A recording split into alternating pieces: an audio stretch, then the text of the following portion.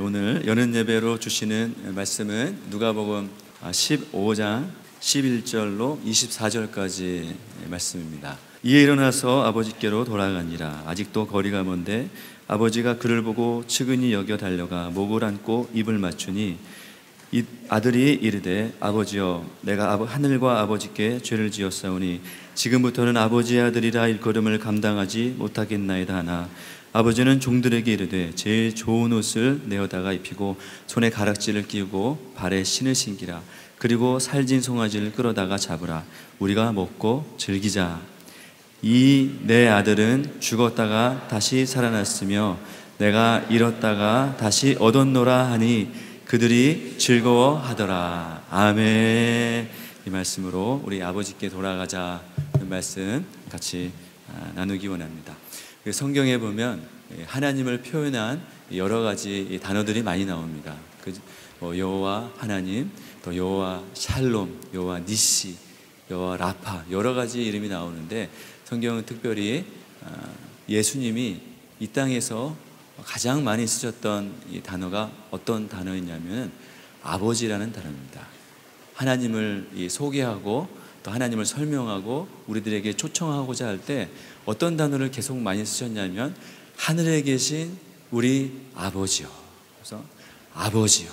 이렇게 계속 아버지라는 단어를 많이 사용하셨어요. 그러니까 이 아버지라는 단어는 이 땅에서 우리가 하나님을 이해하고 하나님을 깨닫고 하나님을 만나는 굉장히 중요한 단어라는 거죠. 그러니까 이 땅에 하나님께서 제일 먼저 창조하신 사람이 누굽니까? 아담이죠. 아담이 누굽니까? 이 땅에 최초의 아버지를 이 땅에 창조하셨습니다. 하나님께서 이 땅에 제일 먼저 창조하신 존재가 바로 아버지라는 거죠. 그러니까 우리가 아버지라는 존재는 이 땅에서 우리가 하나님을 깨닫는, 하나님을 만나는 어떤 키워드 같은 굉장히 중요한 단어라는 것이죠. 우리가 하나님을 부를 때도 아버지라고 부르고 또 이 땅에 육신의 아버지를 부를 때에도 아버지라고 부릅니다. 그러니까 우리가 이 아버지라는 개념을 잘 이해할 때 우리가 하나님을 깊이 만나고 깨닫고 그렇게 될 수 있다는 것이죠. 육신의 아버지는 이 땅에서 하나님의 이미지를 설명하고 또 하나님이 어떠한 분이신가 나타내는 이런 중요한 단어입니다. 그러나 안타깝게도 유교권에서 자란 우리 대부분은 아버지에 대한 개념이 주로 어떤 개념입니까? 아버지한테 주로 맞고 아버지한테 쫓겨나고 또 이게 폭력적인 아버지, 맨날 아버지 오신다 그러면 도망가야지, 아버지를 떠나고 그런 기억이 많이 있습니다. 저는 태어나면서 아버지에게 아들아 정말 너무 사랑한다, 아들아 넌 정말 최고야, 너는 너가 있어서 나는 기쁘단다, 이런 말 한 번도 못 들어봤습니다. 왜 그러셨는지 모르겠어요. 우리가 자라온 배경들이 다 그런 것이죠. 저희 육신의 아버지는 저를 굉장히 늦게 낳으셨어요. 저는 2남 3녀 중에 막내인데 저 안 낳으려다 낳으셨어요. 거의 제가 초등학교 무렵일 때 아버지가 환갑이셨어요. 그래갖고 그 친구들이 저희 집에 오면은 너희 할아버지니? 그러는 거예요. 그래서 제가 너무 창피하고 그래서 그 다음부터는 아버지를 친구들을 집에 초대하지 않았어요. 아버지가 있는 게 너무 부끄러우니까. 그때부터 어릴 때부터 아버지가 이제 나이가 많고 하니까 어떻습니까? 경제적인 능력이 없고 또 무능력하고 하니까 집에도 많이 있으시고, 그러면 아버지를 볼 때마다 저는 아버지는 왜 이렇게 무능력하고 화만 내고 성질만 내고 왜 저럴까? 왜 돈도 다른 아버지처럼 돈도 많이 벌지 못하고 왜 그럴까? 아버지를 좀 무시하고 아버지가 좀 창피하고 그런 마음들이 좀 장성할 때까지 있었어요. 그러나 제가 또 주님의 은혜로 또 은혜를 받고 또 주님께서 아버지와의 관계를 회복시키시면서 그러면서 나중에 저희 아버지에 대한 이야기들을 좀 듣게 됐어요. 저 형님 또 어머니로부터 저희 아버지 고향이 그 이북 평양남도 강서군이세요. 거기서 자라셨다가 결혼하시고 그러다가 이제 1.4.5대 때 남한으로 내려오신 거예요. 잠깐 갔다 오겠다 그러면서 사촌들과 함께 잠깐 내려왔어요. 그러다가 그냥 못 가신 거예요. 그래서 길이 막혀서 아무 연고도 없는 남한에서 어렵게 살다가 어떤 또 분을 만나서 결혼을 하신 거죠. 그래서 저의 첫 형님을 낳으셨어요. 그리고 나서 그 둘째를 낳다가 또 아내를 잃으셨어요. 그러면서 얼마나 좀 이렇게 참 어려움이 많으셨겠어요. 그렇게 계속 어렵게 살다가 현재 제가 그 어렸을 때 고향이었던 서울 중곡동에 정착하셔서 거기서 저희 어머니를 만나서 저희 다남매를 낳으신 거죠. 그러니까 저의 아버지는 정말 일제시대 6.25 산전수전을 다 겪으면서 2명의 아내를 잃어버리셨어요. 그러니 그 마음속에 얼마나 이 아픔과 답답함과 괴로움과 있으시고, 그러면서 제가 그런 얘기를 다 들으니까 어떤 마음이 들었냐면, 야, 아버지 정말 잘하셨습니다. 아버지 정말 수고하셨어요. 아버지가 참 대단하십니다. 아버지 존경합니다. 지금 뭐 천국에 가 계시지만 그 아버지의 지나온 모든 삶들을 달아보니까 정말 아버지같이 정말 이렇게 귀하고 내가 볼 때는 짜증만 내고 화만 내고 정말 이렇게 별 무능력하고 그런 아버지였는데, 이후에 겪은 모든 이야기들을 들어보니까 우리 아버지가 정말 대단하고 정말 자랑스럽고 존경스럽고 그런 아버지였다. 그래서 제가 아버지 잘하셨습니다. 아버지 정말 최고예요. 그렇게 했습니다.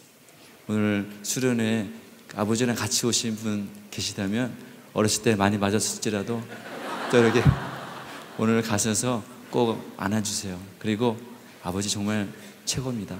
아버지 존경합니다. 이렇게 한마디 해주시기 바라겠습니다. 우리가 왜 이런 얘기를 드리냐면은 오늘 이 아버지에 대한 이야기를 하고 있기 때문에 그래요. 우리가 폭력적인 아버지, 또 무능력하는 아버지, 외도하는 아버지, 이런 아버지를 경험하다 보면 우리의 마인드가 어떤 생각을 갖게 되냐? 하나님도 저럴 거야. 하나님도 나에게 이렇게 못되게 하겠지.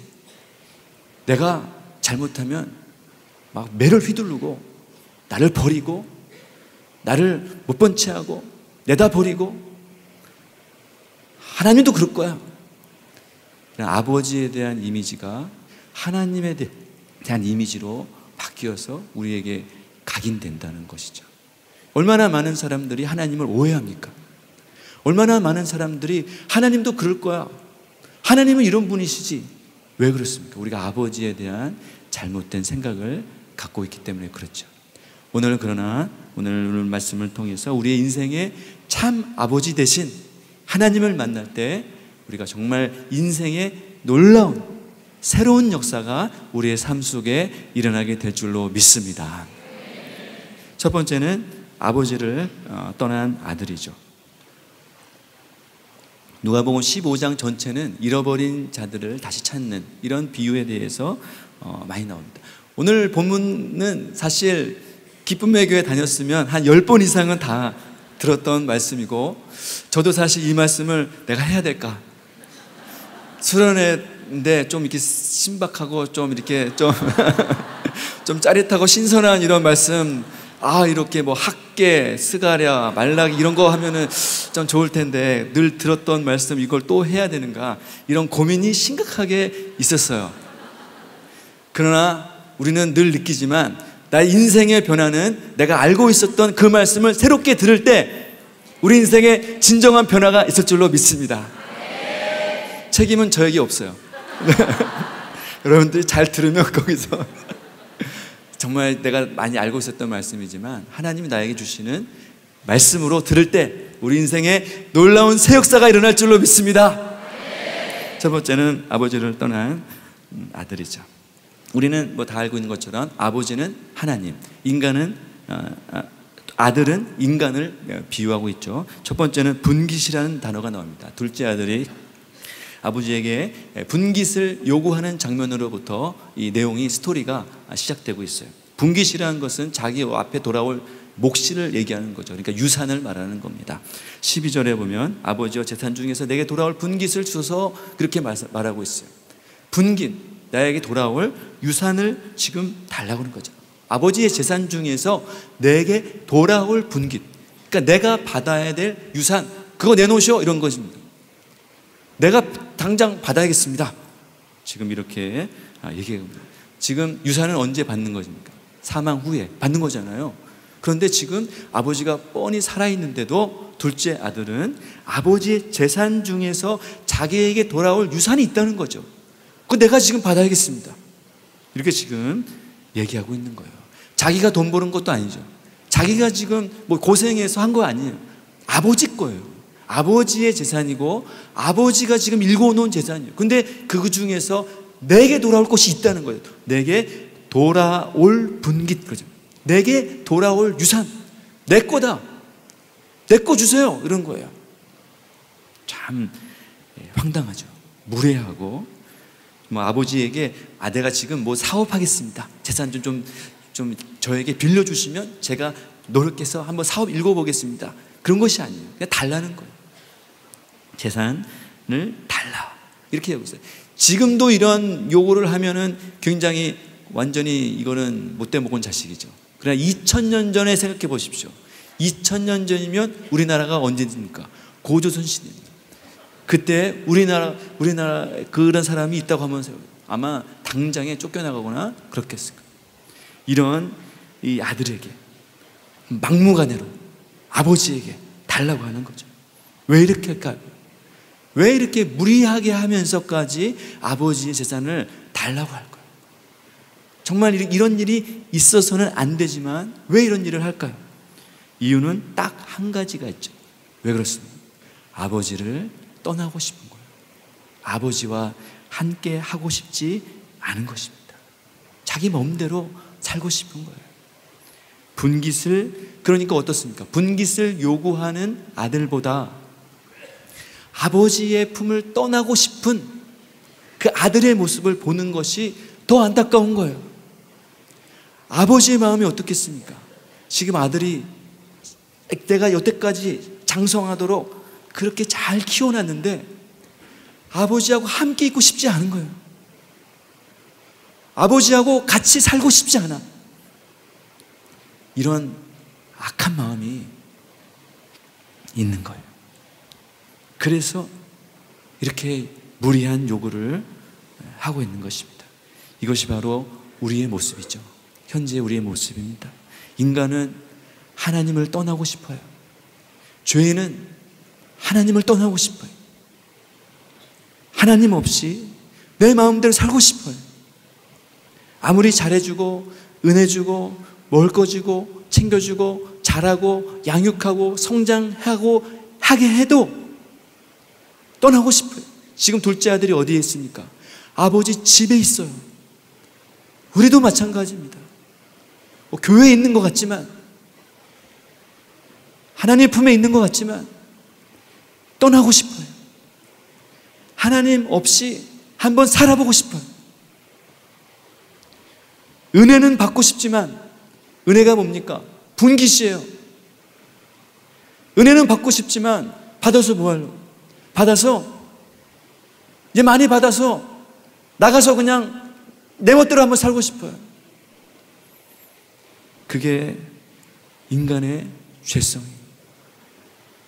하나님 없이 살고 싶어요. 하나님 없이. 하나님과 멀어지고 하나님과 함께 있기를 거부하는 거예요. 몸은 교회에 있고 몸은 수련회장에 있고 몸은 이곳에 있는 것 같지만 속마음은 하나님에게 떠나고 싶어요. 이게 죄인의 본성이에요. 이게 뭡니까? 하나님의 마음을 아프게 하는 거예요. 죄의 본질은 우리가 뭐 잘못하는 게 아닙니다. 뭐 실수하는 게 아니에요. 하나님을 떠나고 싶어 하는 거예요. 하나님과 함께 하고 싶지 않은 거예요. 몸은 이곳에 있어도 하나님과 함께 하고 싶지 않은 그것이 바로 죄인의 근본적인 죄성이라는 거죠.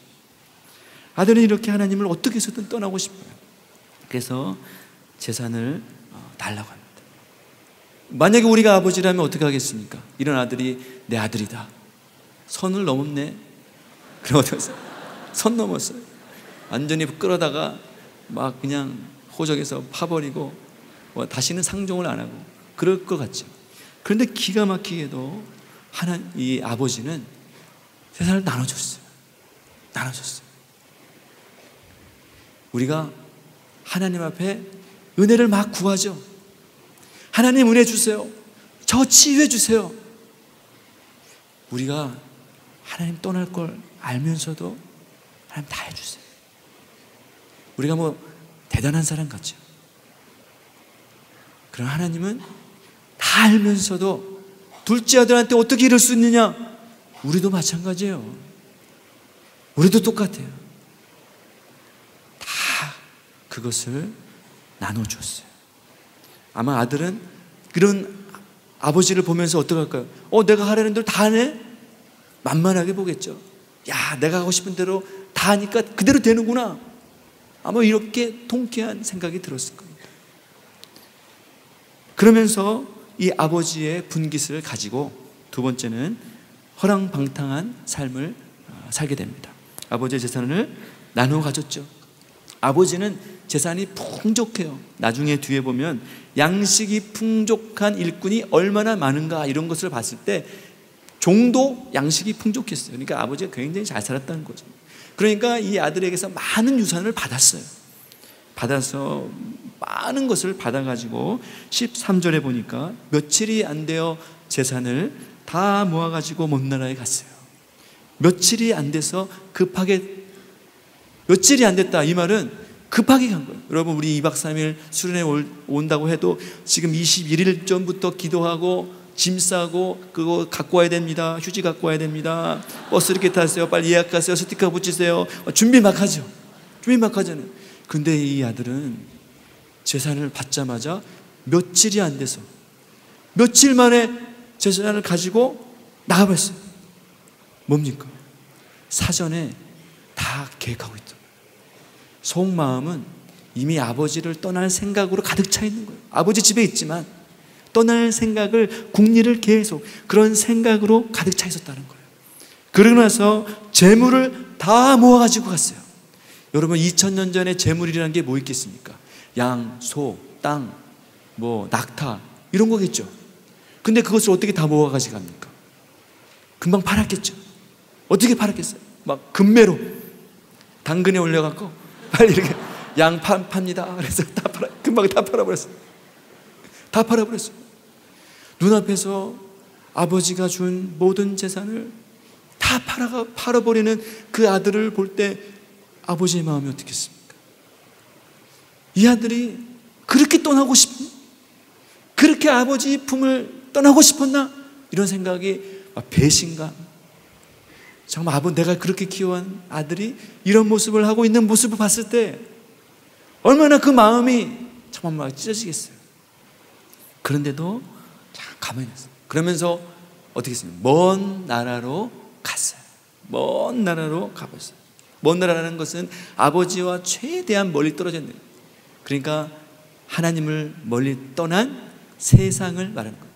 아버지가 통치하지 않는, 아버지의 권세가 미치지 않는, 아버지가 간섭을 받지 않는 그런 곳으로, 세상이 다스리는 그런 나라로 가버렸다는 거죠.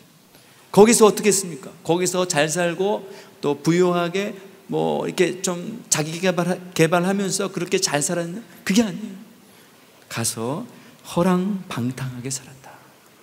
무절제하고 방탕하게 살았다는 거예요.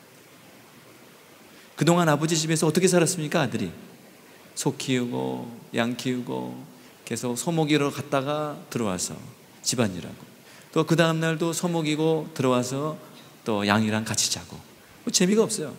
양 키우다가 조용하니 그냥 풀 보고 그냥 찬양하고 예배하고 집에 가고, 그렇게 그런 게 없어요. 그런데 세상에 나가면서 먼 나라에 가면서 이 아들의 삶이 어떻게 바뀌었느냐? 허랑방탕, 시끌벅적, 요란법석, 난리법석, 인생을 즐기는, 놀러다니고 파티를 즐기는, 낭비하는 그런 인생을 살았어요. 나중에 30절에 보면 아버지의 살림을 창녀들과 함께 삼켜버린 이 아들이 돌아오며 그랬어요. 창녀들과 같이 놀아났던 거예요. 세상 방탕과 음란과 더러움에 매여서 그런 인생을 살았다는 거예요. 하나님을 떠나는 인생이 결국 뭐합니까? 하나님을 떠난 인생이 더 잘 살고 고상하고 그런 인생을 삽니까? 결국은 방탕한 삶을 살게 되는 거예요. 자기 육신을 위해서, 자기 육신의 쾌락을 위해서, 자기가 좋아하는 것을 위해서. 자기가 좋아하는 것이 뭡니까? 결국은 세상 유익을 위해서, 세상 좋아하는 것을 위해서 자기 인생을 다 드리는 그런 인생을 살게 되는 거예요. 그러니까 이 아들은 왜 아버지 집을 나온 거예요? 왜 아버지 집을 왜 나왔습니까? 이 아들은 아버지 집에 거하고 있지만 그 심령 속에는 세상의 육체의 소익을 즐기고 싶은 그 마음이 더 강한 거예요. 세상대로 한번 살아보고 싶어요. 세상에 즐기는 거 나도 한번 즐겨보고 그렇게 한번 살아보고 싶었던 거예요. 몸은 아버지 집에 거하면서 세상을 동경하고 세상의 육체의 쾌락, 죄들이 하는 거 나도 한번 해보고 나도 한번 즐겨보고 타락하고 범죄하는 그런 인생 살고 싶은 거예요. 그러면 어떻게 됩니까? 언젠가는 떠나게 돼 있어요. 지금은 아닐지라도 언젠가는 나가게 돼 있어요. 그 마음에 그것을 품고 세상을 사랑하고 동경하면 언젠가는 나가게 돼요. 결정적인 순간에 나가게 되어 있다는 것입니다. 오늘날 세상 문화를 보십시오. 오늘날의 세상 문화가 점점 발달하고 성장할수록 어떻게 됩니까? 허랑방탕한 인생을 살게 됩니다. 퇴폐적이고 무분별하고 자기 절제가 없는 무분별한 삶을 살아요. 세상 완전 타락한 사람만 그런 인생을 사는 게 아니에요. 모든 사람들이 무절제한 삶을 살게 만들어요. 그것이 바로 세상의 전략입니다. 세상 나라에 들어가기만 하면 우리의 삶에 어떤 인생이 찾아오게 되는가? 무절제가 찾아오게 돼요. 절제할 수가 없어요. 끊을 수가 없어요. 그것을 놓을 수가 없어요. 그것에 빠져들어서 핸드폰 하나 놓을 수가 없어요. 드라마 끊을 수가 없어요. 다른 게임과 오락 끊을 수가 없어요. 무절제한 인생을 살게 되는 거예요. 오늘날의 특징이 바로 그거죠. 옛날에는 세상 방탕하다 그러면 젊을 때 한번 이렇게 좀 나갔다가 오는 이런 것을 생각했는데, 오늘날의 특징이 뭡니까? 남녀노소를 불문하고 무절제하고 중독적인 삶을 살게 한다는 거예요. 이게 마지막 때의 특징입니다. 우리 마지막 때의 특징을 설명할 때 주로 무엇을 예로 듭니까? 소돔과 고모라를 예를 들잖아요. 이 성적인 타락과 동성애의 근본지가 바로 소돔과 고모라였잖아요. 소돔과 고모라의 특징은 무절제한 삶이에요. 성적인 타락이에요. 그런데 이 성적 타락의 특징이 무엇이냐? 창세기 19장 4절에 보면 어떻게 되어 있느냐면은, 그들이 눕기 전에 천사들을 보고 그 성 사람들, 그 소돔 백성들이 뭡니까? 노소를 막론하고 원근에 다 모여 집에 에워싸고, 이게 마지막 때의 타락의 특징이에요. 성적인 타락과 음란과 동성애가 만연한 것은 물론이고, 무엇이 키포인트냐? 노소를 막론하는 거예요. 어린 자나 나이 든 사람이나 남녀나 모든 세대에 걸쳐서 이런 타락과 무절제가 가득 채워지는 것, 그것이 소돔과 고모라의 현상이라는 거예요. 오늘날의 현상이 바로 그런 거예요. 허랑방탕합니다. 모든 사람이, 모든 세대가 하나같이 다 모여갖고 함께 타락과 방종을 즐기는, 이런 것이 바로 마지막 세대의 특징입니다. 죄인의 결국이 바로 이렇다는 것입니다. 그래서 세 번째는 그렇게 살다 보면 무엇이 주어지는가? 흉년과 궁핍이 주어지게 됩니다.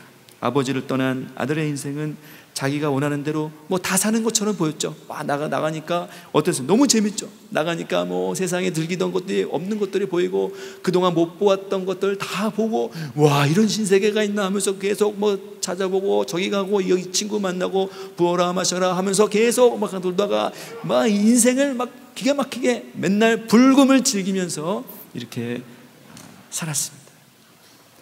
바로 이거지 하면서 아마 쾌재를 불었을 거예요. 야, 이렇게 살아도 되는구나. 야, 이런 삶이 있었네.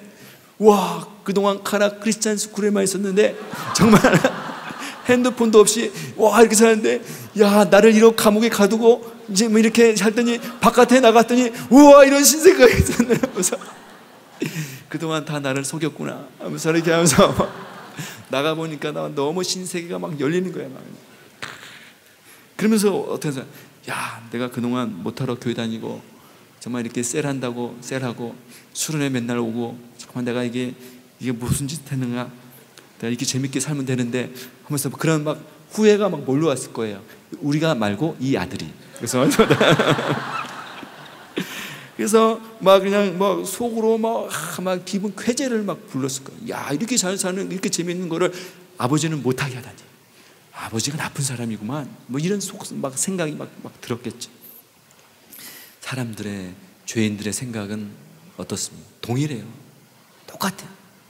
하나님을 떠나야 내 인생이 즐겁다 생각해요. 모든 사람이 마찬가지예요. 전 세계적으로 마찬가지예요. 하나님을 떠난 것이 행복이에요. 하나님의 간섭과 통제가 없어서, 성경에서 떠나서 떠날 때 내 삶의 진정한 자유와 행복이 주어진다고 생각하는 것이 인본주의적 세계관에 속한 모든 세대가 겪는 공통된 생각들이에요. 이것이 행복이다. 하나님 없는 쾌락, 하나님 없는 자유, 하나님을 없는 삶이 최고다. 이런 이 인식과 지식을 계속해서 우리에게 학습시키는 거예요. 하나님을 떠나면 너에게 진정한 자유가 주어진다. 계속해서 세상 미디어를 통해서, 세상 문화를 통해서 우리에게 계속 학습하고 있는 거예요. 다 우리에게로 와라, 세상으로 와라, 하나님 없이 마음껏 즐겨라, 이렇게 되는 거예요. 생각대로 살아라, 네 마음대로 막 살아라, 그게 진정한 행복이다. 세상에서는 계속 이런 메시지를 우리 가운데 주고 있는 것입니다. 이렇게 사니까 좋았죠. 이 아들은 그게 너무 좋았어요. 이것이 뭐 평생 갈 줄 알았어요. 그런데 어떤 때가 오느냐? 14절에 보면 어떤 때가 오느냐? 결정적인 순간이 오는데 다 없앤 후가 나와요. 다 없어진 때가 온다는 거예요. 없어져요. 다 없어져요. 성경이 말합니다. 이 세상의 즐거움과 쾌락과 그것은 반드시 없어질 날이 옵니다. 반드시 없어질 날이 와요. 다 없어져요. 아들은 그 많던 재산이 다 없어졌어요. 순식간에 없어졌어요. 바로 그런 때가 와요. 우리가 육신의 정욕대로 살면, 육신대로 마음껏 살면 행복하고 좋고 재밌고, 세상대로 막 살면 제일 재밌는 이런 인생을 살 것 같지만 다 없어지는 그런 결정적인 순간이 옵니다. 참 희한하죠. 참 희한. 세상 재밌는 거 막 즐기면서 살면 제일 행복해야 될 거 아니에요. 그러나 점점 그 즐거움이 사라져요. 다 없어져요. 이런 때가 온다는 거예요. 그러고 나서 무엇이 찾아왔느냐? 크게 흉년이 드는 때가 와요. 없앤 후에 어떤 때가 오느냐? 흉년의 때가 찾아와요. 흉년의 때. 흉년의 때라는 것은 내가 예상하지 못한 사건이나 사고를 경험하는 거예요. 내가 예상할 수 없었어요.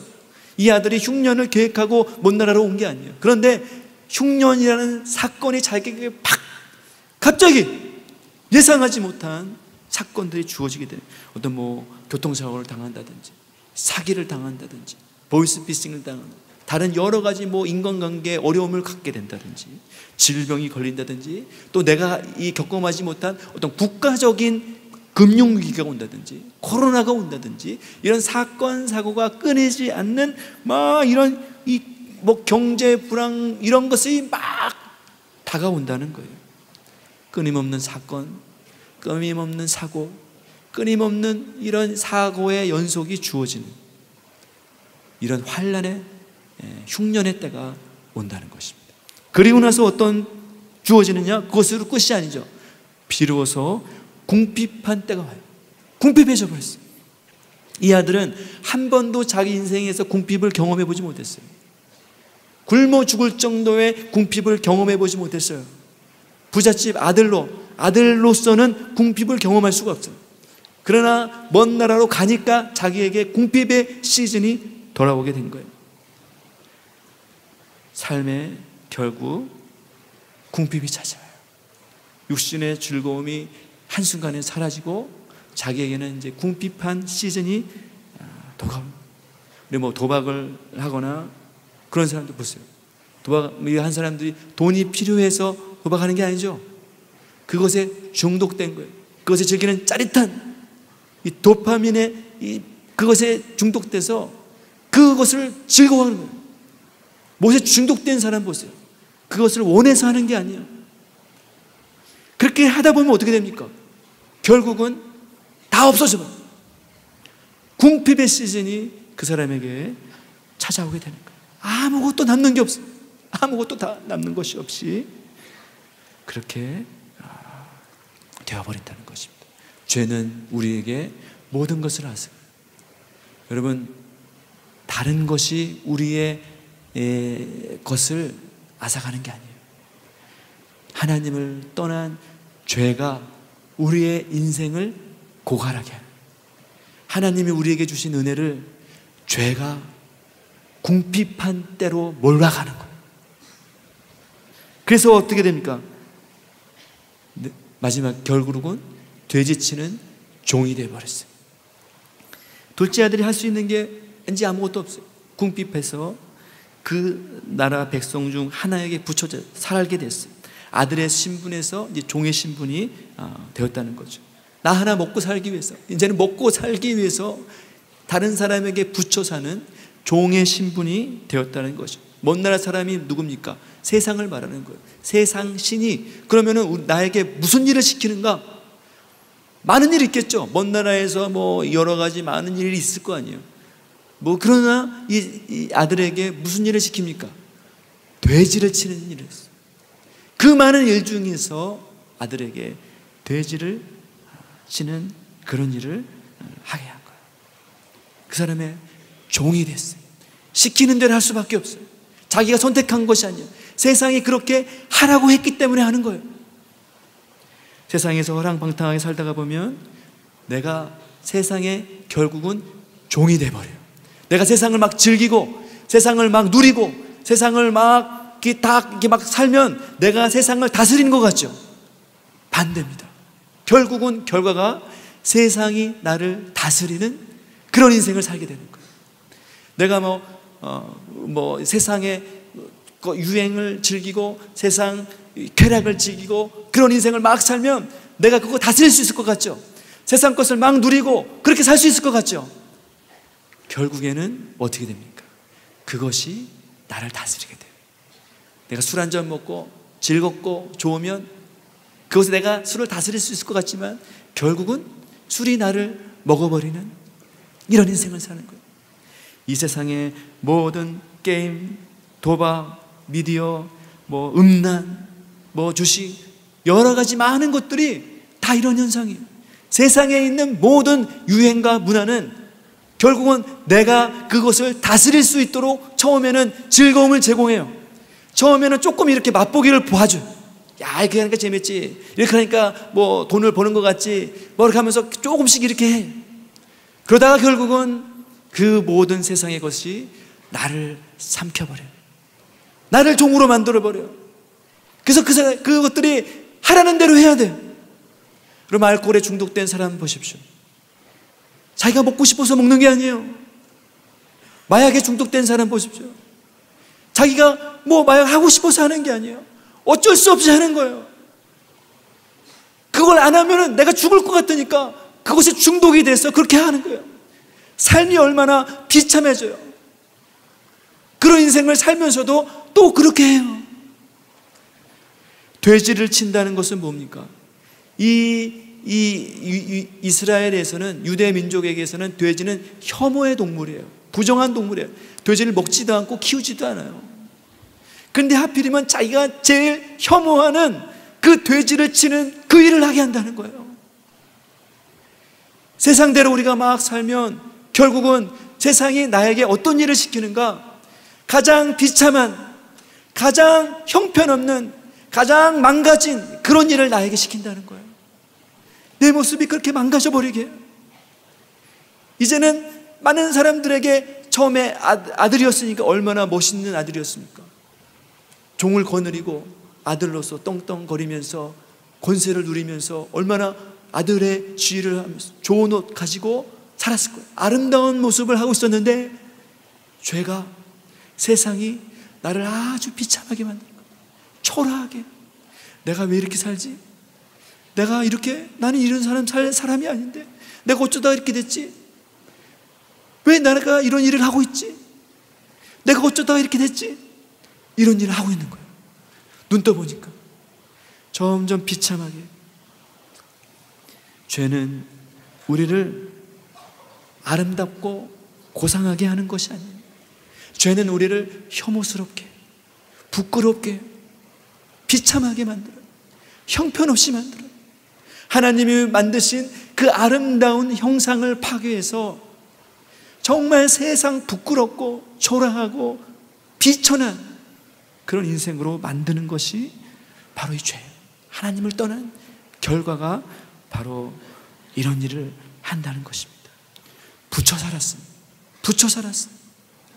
어쩔 수 없이 세상이 시키는 대로 일이 끌려다니면서 오늘은 저기 가서 돼지 쳐라, 내일은 저기 가서 돼지 쳐라, 돼지와 함께 살아가면서 세상 오물 묻어가면서 돼지와 함께 뒹굴면서 그렇게 비참하고 혐오스러운 이리저리 뒹굴면서 그렇게 살아가는 거예요. 그런데 더 비참한 게 있어요. 더 비참한 게 있어요. 그렇게 혐오스럽게 살아갔는데 그런데 어떻게 된 거예요? 그래도 굶어 죽을 것 같더라고요. 그렇게 살면 그래도 뭐 먹을 거라도 있어야 되는데 돼지 먹는 쥐염 열매도 먹지 못해서 거기서 줄어 죽는 이런 인생을 살게 되었다는 것이죠. 아무 소망 없는 인생, 회복 불가능한 그런 인생이 되어버렸다는 것입니다. 이런 어쩔 수 없이 정말 세상 나락으로 떨어져 버린 이런 인생, 아무 소망 없는 것 같아 보였습니다. 두 번째는 이 아들이 아버지께 다시 돌아가는 기적이 이 아들에게 일어나게 된다는 것이, 아들의 신분에서 종으로, 또 풍족한 삶에서 굶어 죽는 인생, 주인의 아들에서 돼지치는 인생, 참 비참한 인생을 살아갈 수밖에 없는 이런 삶이었어요. 이 아들이 이제 회복해야겠죠. 정말 회복해야겠죠. 이들이 살 수 없습니다. 이들이 살 수 없잖아요. 다시 회복해야 되잖아요. 그런데 이 종과 같이 돼지치는 종으로 살아가는 그 아들이 정말 회복할 수 있는 길이 아무것도 없는 것 같아요. 여러분, 돼지치는 종이 회복할 수 있는 길이 뭡니까? 돼지를 더 잘 치는 게 회복하는 길일까요? 돼지를 10마리 쳤는데 100마리 쳐야지, 그게 더 회복하는 길이 아니죠. 또 돼지치는 일에서 막노동해야지, 또 사무직해야지, 그게 이 사람을 행복하게 하는 길이 아니에요. 돼지치는 길에서 벗어나서 아버지께로 돌아가는 것이 근본적인 해결책이 된다는 거예요. 감옥에서 아무리 잘 살아보면, 아무리 잘 살아도 그 사람에겐 진정한 회복이 아니에요. 진정한 자유가 아니에요. 이 사람에게 있는 진정한 자유는 단 한 가지가 있는데 감옥에서 나오는 것입니다. 우리 인생의 진정한 행복은 이 바로 돼지치는 이 먼 나라에서 나와서 다시 아버지께로 돌아가는 그 길이 바로 우리 인생의 진정한 회복과 부흥의 길이 되는 줄로 믿습니다. 아버지께로 돌아가는 거예요. 그 길밖에 없어요. 다른 방법이 없어요. 그 길만이 우리에게 주신 회복의 길이에요. 그 길이 뭡니까? 바로 회개의 길이에요. 돌이킴의 길이에요. 그 길은 유일한 길이에요. 하나님께 나아가는 유일한, 우리에게 만들어 놓으신, 이 아들에게 주어진 유일한 길이 있는데 바로 그 길이, 아버지께 돌아가는 그 길이에요. 예수님이 요한복음 14장 6절에 말씀하셨어요. 내가 곧 길이요 진리요 생명이니 나로 말미암지 않고는 아버지께로 올 자가 없느니라 말씀하셨습니다. 아버지께로 돌아갈 수 있는 여러 갈래의 길이 있는 것이 아니에요. 오직 한 길이 있는데 그것이 바로 예수 그리스도를 믿는 길입니다. 예수님이 우리에게 허락하신 길입니다. 예수를 통해서 우리가 회개하는 길입니다. 그 길만이 바로 아버지께 돌아가는 길이에요. 둘째 아들은 그 길을 선택했어요. 내가 아버지께로 다시 돌아가야겠다. 예수님이 닦아놓으신 그 길을 선택했어요. 오늘 우리 이번 여름 수련회를 통해서 아버지께로 돌아가는 이 대장정 시작하는 저와 여러분 되시기를 바라겠습니다. 어떻게 돌아가는가? 오늘 본문이 그것을 아주 자세하게 설명해주고 있는데요. 첫 번째는 돌이키는 단계예요. 돌이켜야 돼요. 그냥 무작정 가는 게 아니에요. 먼저 우리 가운데 근본적인 이 첫 번째 단계가 있는데 돌이키는 단계예요. 뭐냐면은 내 마음을 하나님께로 정하는 거예요. 내 마음을 주님께로 확정하는 것입니다. 성령께서 이 일을 하게 하신 거예요. 내 마음을 주님께로 돌이키는 거예요. 보면은 성경의 둘째 아들이 어떻게 말하니까 이에 17절에 보면 이에 스스로 돌이켜 이르되 이렇게 말씀했어요. 이에 언제입니까? 언제 이 아들이 다시 아버지께로 돌아가기로 작정하는가? 언제였습니까? 아버지께 떠날 때가 아니에요. 뭐 즐길 때가 아니에요. 내 이렇게 살면 안 되지. 그게 아니에요. 뭐 가진 게 없어질 때가 아니에요. 언제? 주려 죽을 때. 주려 죽을 때. 자기 육신이 다 깨어지고 자기 육신의 모든 것이 다 포기되어질 때, 이제 육신에 누릴 것이 없다고 생각할 때, 참 인간은 간사한 게 언제냐면 이렇게 뭐 세상에서 막 놀고 즐기고 막 이렇게 뭐 클럽에서 막 춤출 때는 하나님 생각이 하나도 안 나요. 근데 클럽에서 그 줄 힘이 다 빠질 때, 더 이상 이제 놀 힘이 없을 때, 그때 하나님 생각. 참 인간은 얼마나 간사한지 몰라요. 내가 뭔가 좀 있으면은 그거 붙잡아요. 그거 어떻게든 그거 누리려고 해요. 그런데 이 둘째 아들이 언제 하나님 앞에 나갈 생각을 하게 되느냐? 다 없어지고 나 이제 죽었다. 나 이제 여기서 죽는구나. 뭡니까?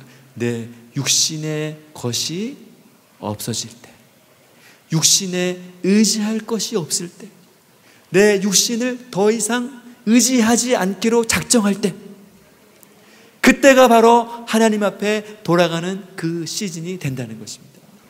성령께서는 이때까지 우리를 돌이키시지 않게 하세요.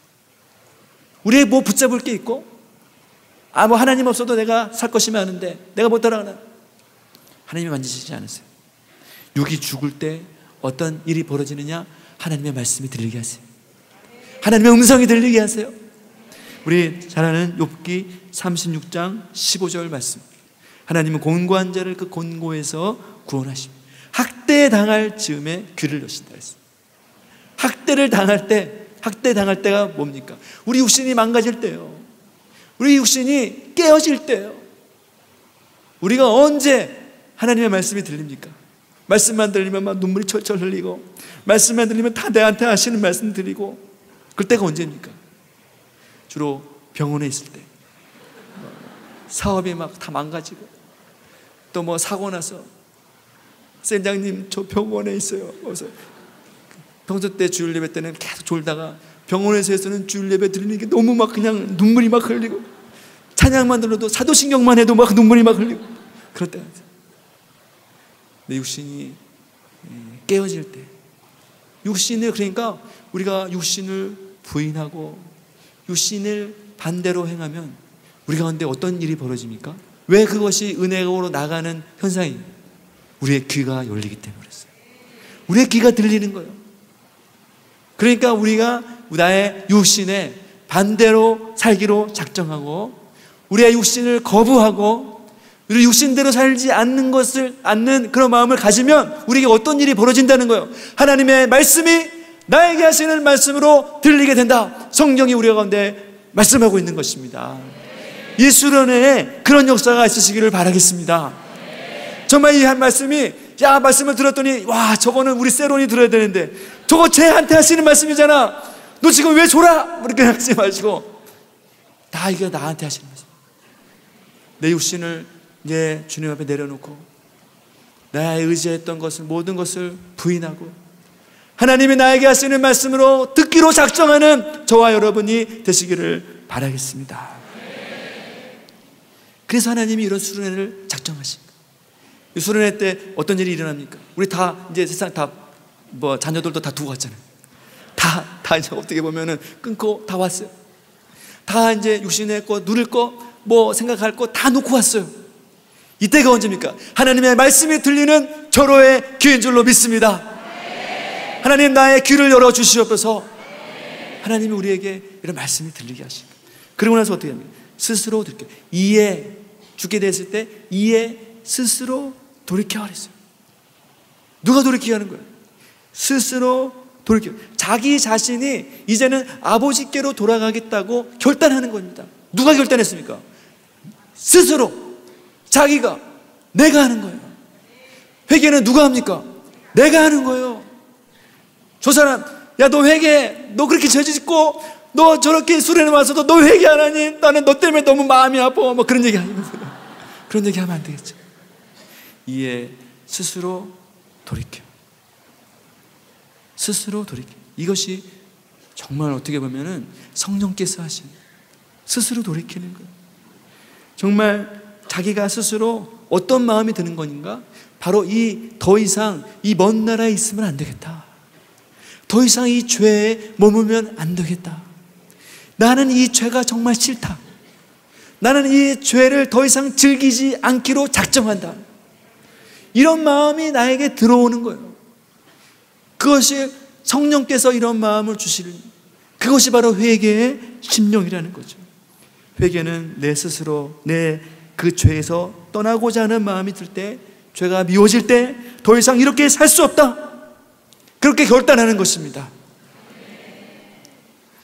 우리가 죄가 왜 잘 안 끊어집니까? 우리 죄가 잘 안 끊어. 저도 마찬가지예요. 왜 죄가 왜 잘 안 끊어지고 죄에서 잘 안 돌이키고 그렇습니까? 왜 그렇습니까? 죄가 좋기 때문에 그래요.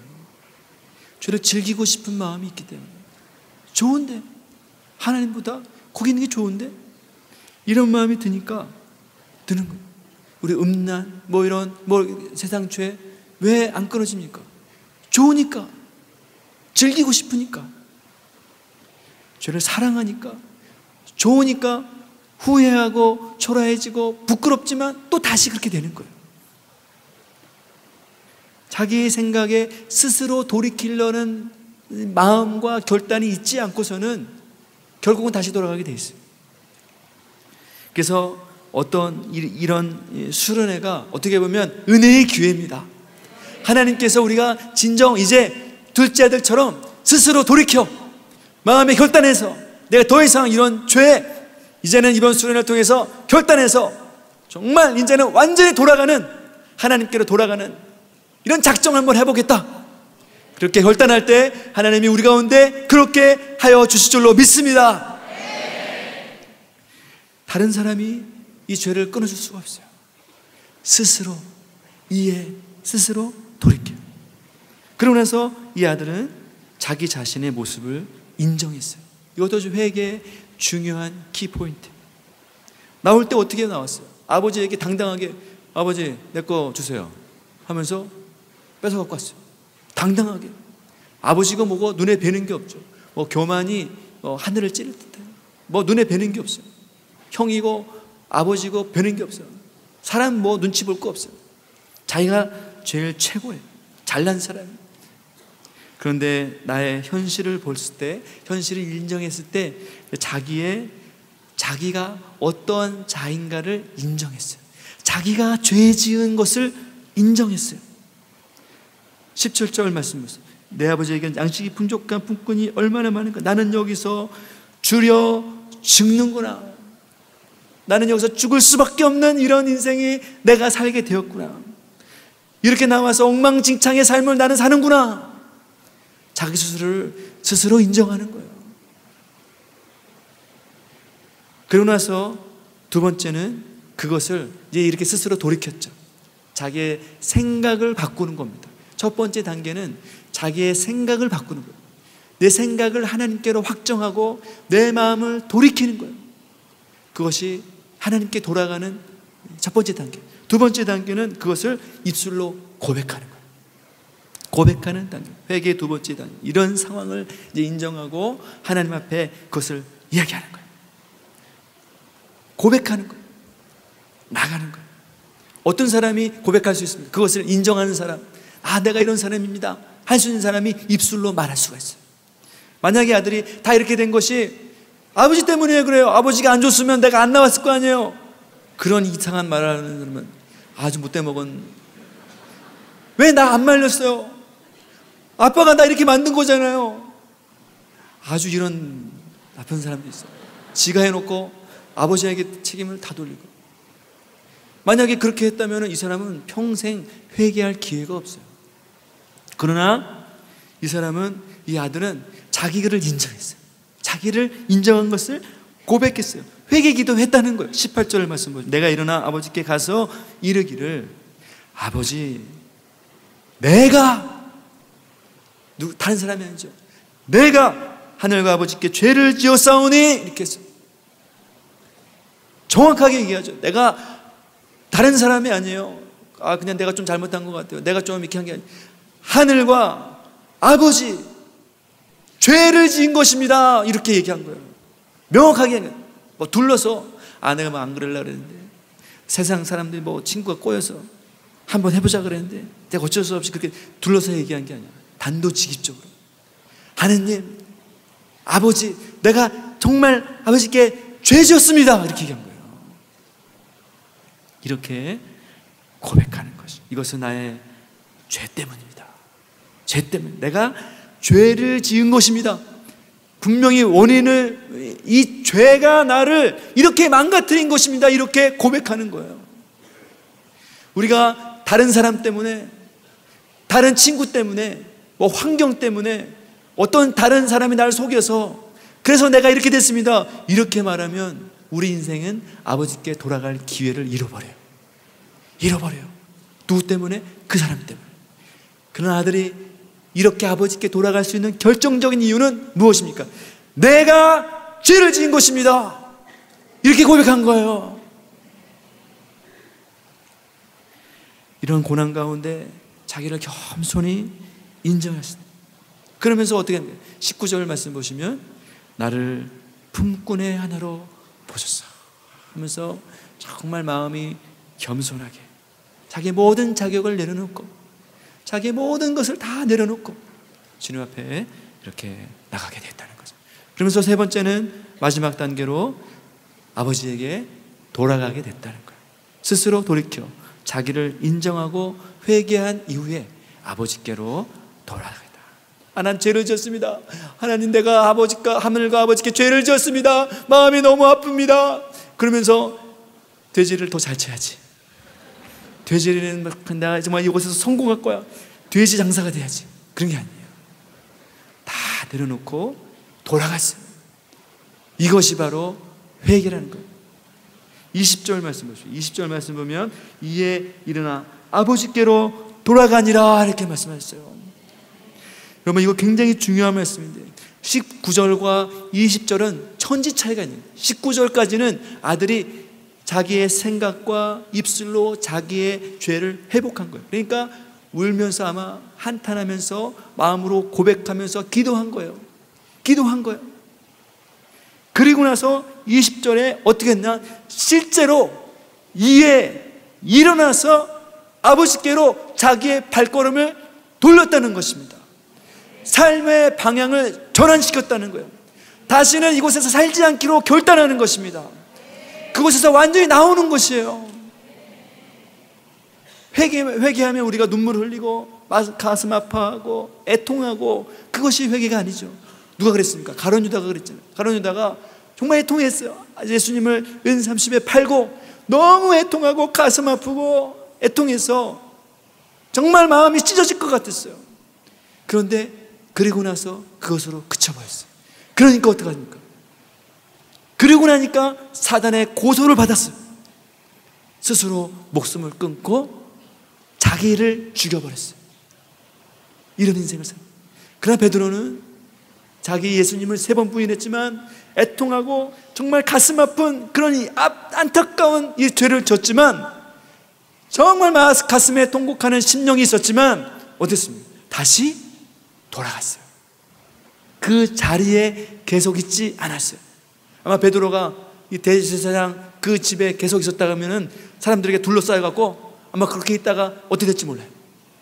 그런데 그곳에서 일어나서 여러 과정을 겪어서 다시 제자들이 있는 곳으로 돌아가 버렸어요. 일어나는 것이 중요해요. 그 자리에서 일어나야 우리가 아버지께로 돌아갈 수 있다는 거죠. 이전에 우리의 과거의 기억 속에 계속 머물고 있는 사람, 이런 사람들이 있어요. 실패의 자리에 10년이 지나도 언제나 그 얘기를 하고, 20년이 지나도 옛날에 그랬지, 옛날에 저 사람 볼 때마다 저 사람 옛날에 그랬는데, 또 20년이 지나도 그때 그 사고가 나에게 기억이 나고, 30년이 지나도 어렸을 때 받았던 상처가 기억이 나고, 몇 년이 지나도 예전에 실패했던 그 자리에 그 사람은 머물러 있는 거예요. 그 자리에 계속 있어. 되지치는 장소에 계속 있어요. 그곳에서 눈물을 흘리면서 상처받은 그곳에서 계속 그 자리에 앉아서 하나님, 제 마음이 아파요, 그러면서 그곳에 계속 있는 거예요. 언제까지? 죽을 때까지 계속 그 자리에 앉아서 자기는 상처받았어요, 자기는 억울해요, 자기는 정말 힘들어요, 그곳에 계속 있는 거예요. 그러나 그 맴돌던 과거에 상처받은 그 자리, 내가 상처받았던 그 자리, 여러분, 누구나 그런 자리는 다 있습니다. 나의 실패의 자리, 정말 억울한 그런 자리, 정말 배신당한 그 자리, 또 내가 부끄러움 당했던 그 자리, 모든 사람에게는 다 그런 자리가 있어요. 내가 또 망가졌던 자리, 내 실수 때문에 다른 사람 다 어렵게 하고 모든 것을 다 잃어버리고 그랬던 자리가 있어요. 그러나 어떻게 됩니까? 이제는 그 자리에서 이제 그 자리에서 일어나 다시 아버지께로 돌아가는 것입니다. 이번 수련회가 다시 아버지께로 돌아가는 그런 역사가 있을 줄로 믿습니다. 마지막 3번째는 이 아들을 맞아주시는 이 아버지. 아버지는 아들에게 재산을 줬더니 며칠이 안 돼서 다 가지고 나가는 그런 모습을 봤어요.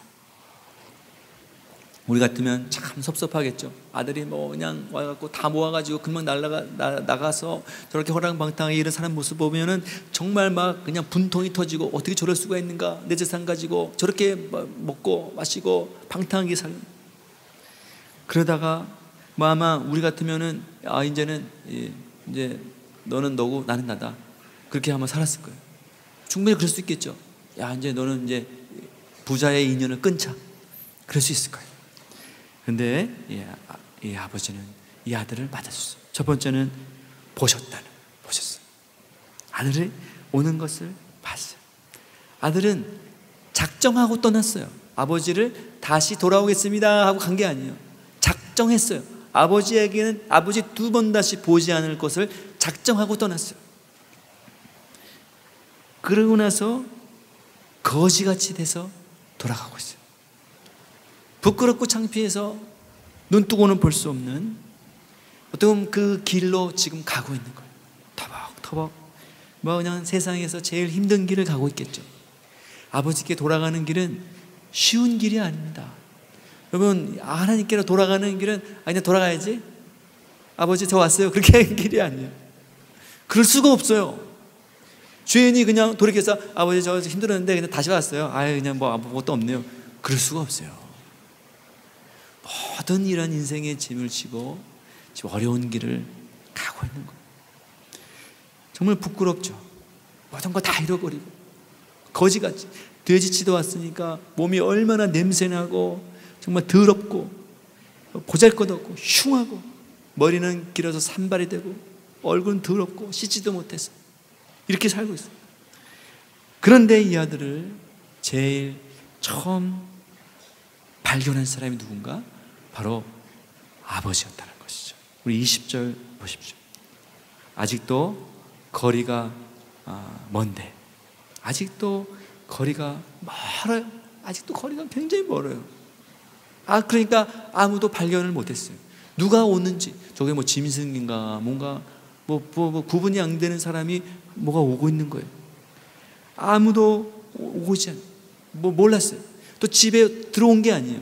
집 밖에 멀리 떨어져 있을 때, 그랬을 때 아버지가 그 아들을 발견했어요. 아들이 아버지를 발견한 게 아니에요. 아들은 아버지가 있는지도 몰라요. 근데 아버지가 어디서 보고, 어디서 이 아들을 발견했어요. 어떻게 봤을까? 어떻게 이 아들을 봤을까요? 자기 아들이기 때문에 그래요. 내 아들이기 때문에. 너는 내 아들이야. 내 아들이기 때문에 어떤 모습을 해도 아들의 모습으로 보이는 거예요.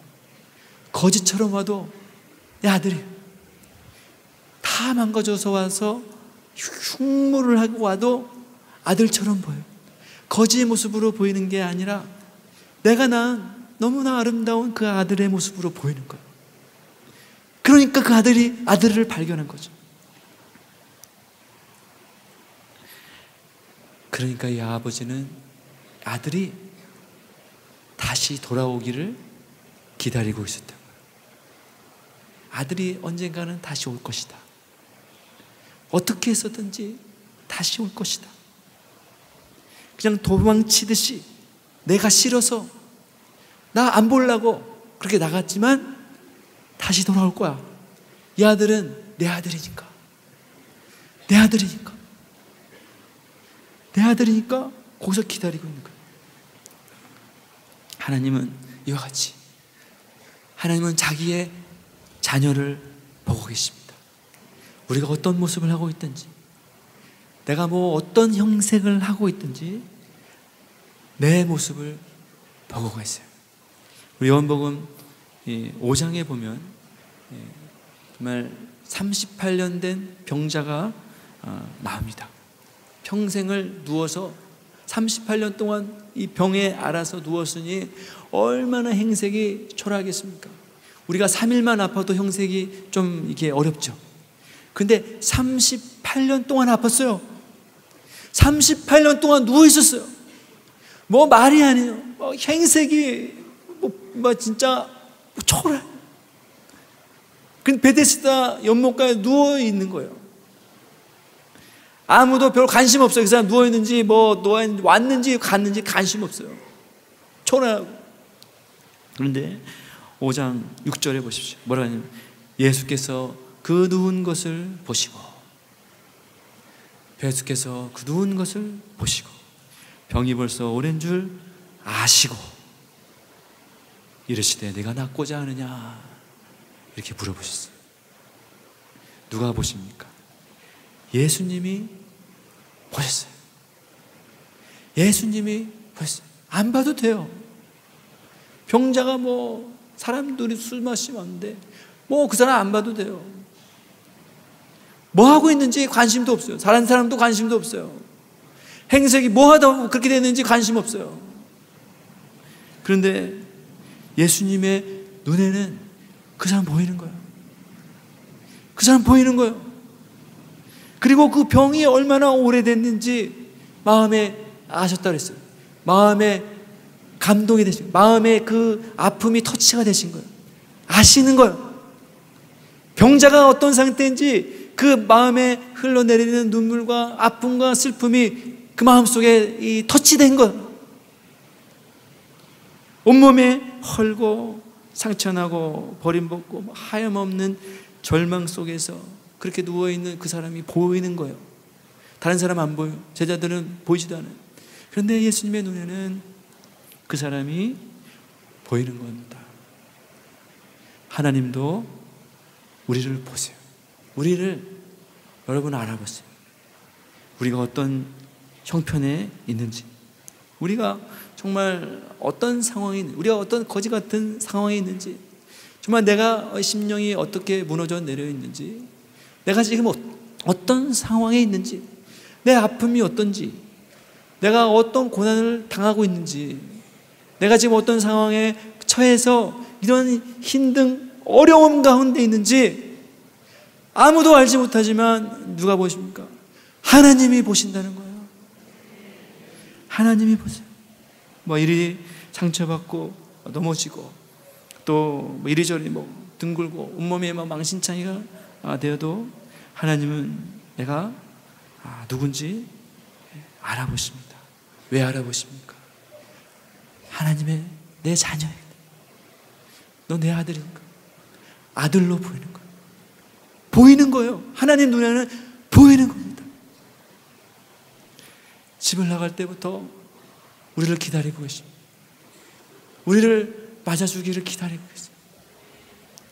이것이 하나님의 사랑인 것입니다. 하나님의 사랑은 감상적인 게 아닙니다. 그냥 뭐 뜬구름 잡는 그런 게 아닙니다. 우리를 지켜보고 계십니다. 우리의 모든 것을 아시는 하나님이 여러분을 눈동자와 같이 지금도 지켜보고 계시고 앞으로도 영원히 하나님의 시선이 여러분을 떠나지 않을 것입니다. 그리고 나서 두 번째 어떻게 하셨습니까? 영접하셨어요. 영접하셨어요. 이 아들을 발견하고 나서 아버지가 어떻게 됐냐면, 우리 같으면 어땠어요? 막 냄새나고 막 이렇게 버림받고, 세상에서도 버림받았잖아요. 세상에서도 종처럼 돼지처럼 인간 이하의 취급을 받으면서 그곳에서 그렇게 살고 있었으니 세상에서도 버림받았어요.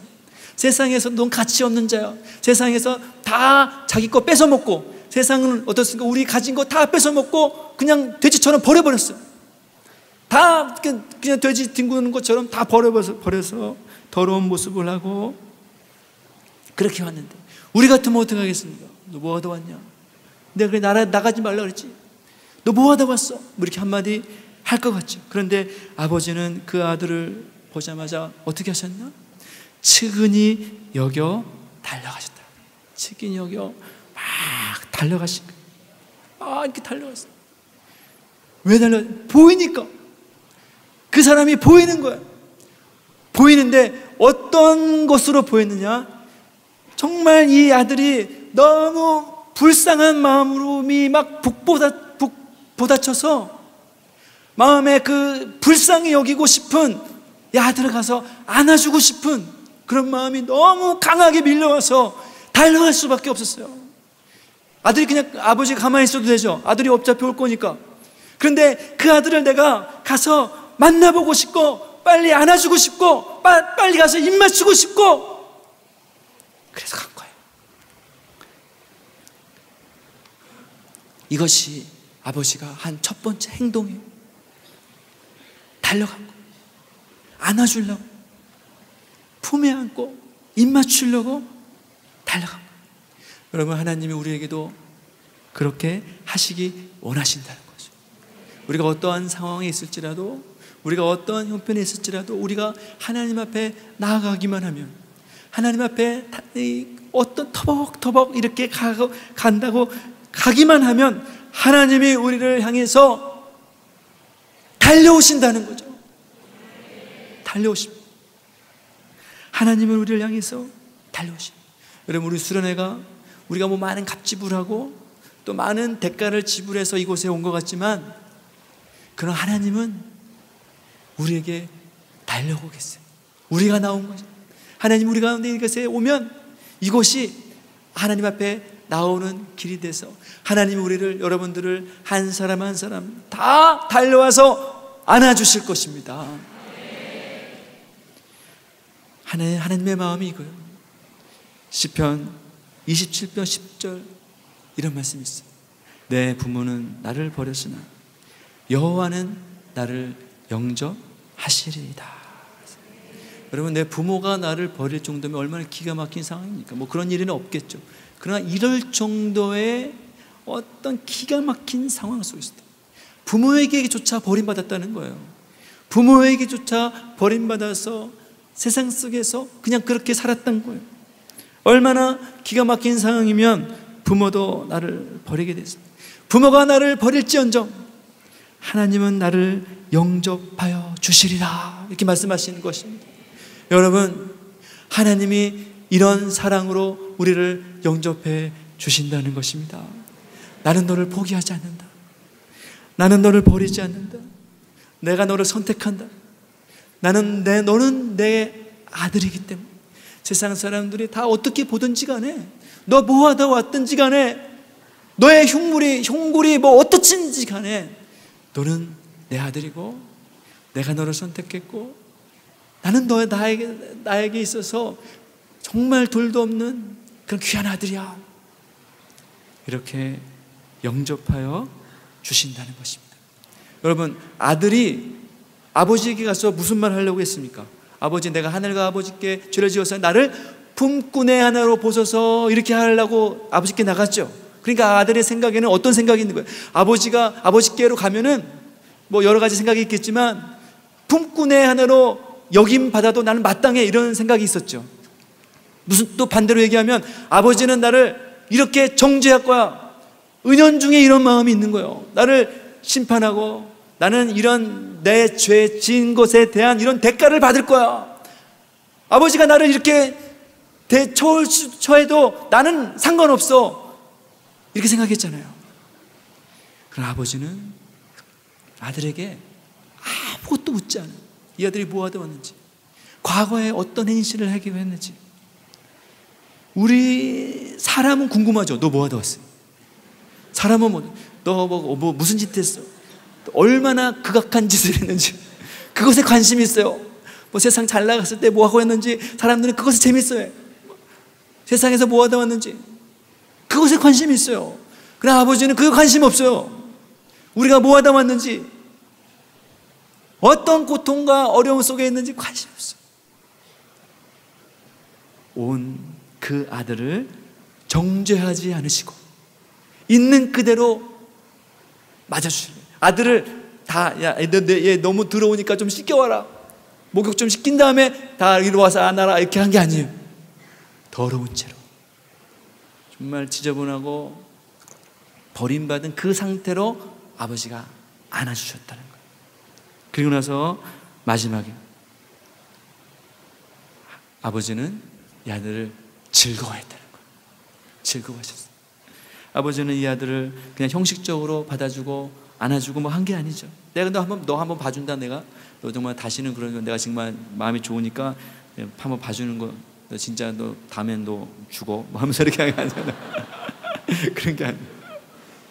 그게 아니에요. 아들이 온 것이 너무 즐거운 거예요. 너무 기쁜 거예요. 하나님이 여러분들이 이렇게 수련회 참석한 게 아마 하늘에서 너무 기뻐하실 거예요. 천국 잔치가 이렇게 많은 사람들이 와서 하나님의 은혜를 받기 위해서 왔다는 것 자체만으로도 하나님 너무 기뻐하실 거예요. 아들이 온 것이 아버지의 기쁨이었어요. 아버지의 기쁨이었어요.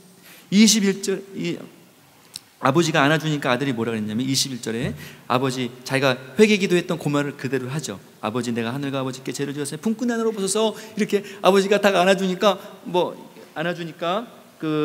딱 입을 맞추니까 아빠가 왜 이러지? 나를 왜 안아주지? 그러면서 양심이, 그래도 그 양심에 가책이 있으니까 21절에 막 얘기한 거예요. 아버지, 내가 아버지까지 하나님께 죄를 지었사오니 저를 품꾼의 하나로 보소서, 이렇게 딱 얘기를 했어요. 내가 그것을 감당하지 못하겠나이다, 이렇게 했잖아요. 하나 22절 보세요. 그런데 아버지는 이게 무슨 말 하는지 아무 관심이 없어요. 아들이 뭔 짓 했는지 아들 품고 내려보서 뭐 아무 대답도 안 해요. 아무 그것에 대해서 아무 생각도 안 하고 뭐라 했냐면 종들에게 제일 좋은 옷을 입혀라. 좋은 옷을 입혀라. 그리고 가락지를 신고 신을 신겨라. 좋은 옷이라는 그 사람의 신분을 다시 회복했다는 거예요. 가락지라는 그 사람의 권세를 회복했다는 것이고, 신을 신겼다. 그 사람은 자유로운, 더 이상 종이 아니라 자유롭게 하라, 이런 말이에요. 모든 것을 다시 아버지의 아들로 다시 회복시켜 주신 것입니다. 아들이 뭐 했는지 관심 없이, 아버지는 아들이 들어온 것 자체가 너무 그래서 어떻게 했습니까? 살찐 송아지를 잡아다가 잔치를 했어요. 이것이 상식적이지 않죠? 이게 뭐 잔치할 일입니까? 잔치하는 사람들이, 마을 사람들이, 이 사람 잔치한답니다. 다 오세요. 그래서 다 와서 잔치했는데, 근데 뭐 잔치하는 거예요? 그랬더니 아들이 글쎄 밖에 나가서 다 탕진하고 다 해먹고 그 집 골로 와갖고 다시 왔는데 그 잔치하는 거예요. 그래서 잔치하겠네. 그럴 사람 누가 있어요? 그럴 사람 없어요. 아버지는 상식적이지 않아요. 우리가 왔을 때 아버지의 마음이 이렇다는 거예요. 이 세상의 생각을 뛰어넘는, 하나님은 무엇에 관심이 있습니까? 나 자신에게 관심이 있어요. 내 모습이, 행동이 어땠는지에 아무 관심이 없어요.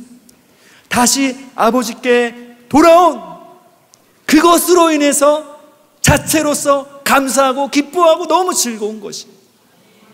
누가복음 15장 7절에 내가 너에게 이르노니 이와 같이 죄인 한 사람이 회개하면, 돌아가면 하늘에서는 회개할 것 없는 의인 99으로 말미암아 기뻐하는 것보다 더하리라 말씀하셨어요. 하늘의 기쁨이 충만하게 된 거예요. 하늘의 기쁨이 넘치는 거예요.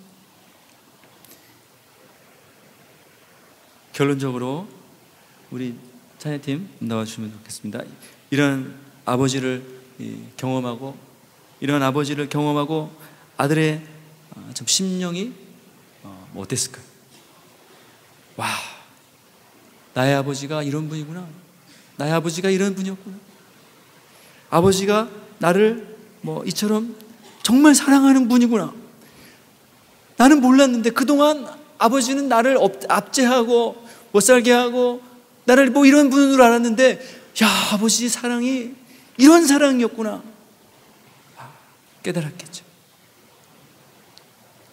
그동안 자기가 아버지를 얼마나 오해하고 좀 아버지의 사랑을 깨닫지 못하고 살아왔던 그 사람은 회개했을 거예요. 이 아들은 아버지에 대해서 그동안 오해하고 있는 거예요. 하나님의 사랑에 대해서 자기 나름대로 그냥 생각하고 있었고, 그것이 아버지가 이런 분이라고 단정 지은 거예요. 오해했던 거예요. 우리의 마음속에 얼마나 하나님의 사랑에 대해서 오해합니까? 하나님 이런 분이니까, 하나님은 나를 이렇게 힘들게 하고 심판하고 나를 이렇게 어렵게 할 거야. 그러나 내가 생각했던 그 모든 것이 거짓이었고 내가 그동안 속고 있었구나, 이렇게 생각했죠. 이런 아버지의 사랑을 만나고 아들이 어떻게 했습니까? 이 아들이 아버지 안으로 푹 들어가겠죠. 아버지의 사랑 안으로 깊이 들어가서 아버지의 깊은 사랑을 신뢰하고, 더 이상 이제 이 아들의 생각 속에 어떻게, 아니 너 이제 좀 나가라, 너 이제 그만 아버지 잊지 말아라, 그렇게